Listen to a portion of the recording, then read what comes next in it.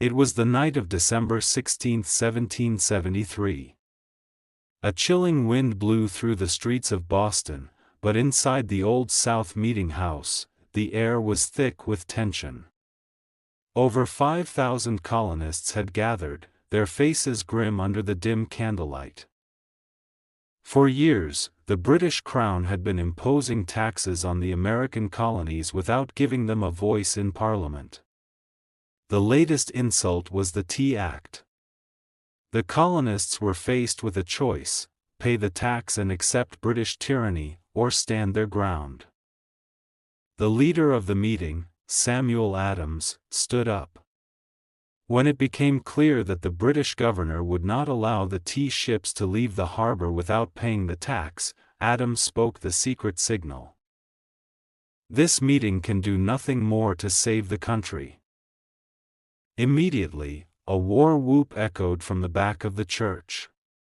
A group of men known as the Sons of Liberty rushed out into the cold night.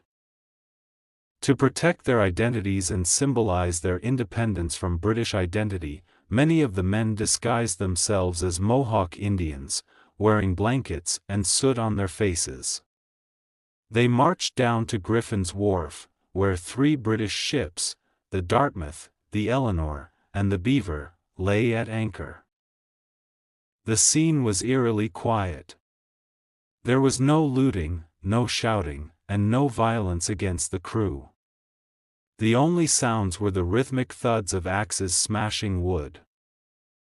Over the next 3 hours, the men hauled 342 chests of tea onto the decks, broke them open, and dumped the contents into the freezing Atlantic waters.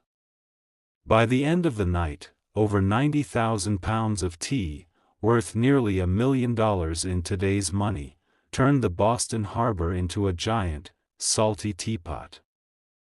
As the sun rose the next morning, the tea leaves washed up on the shores, a silent testament to the night's defiance.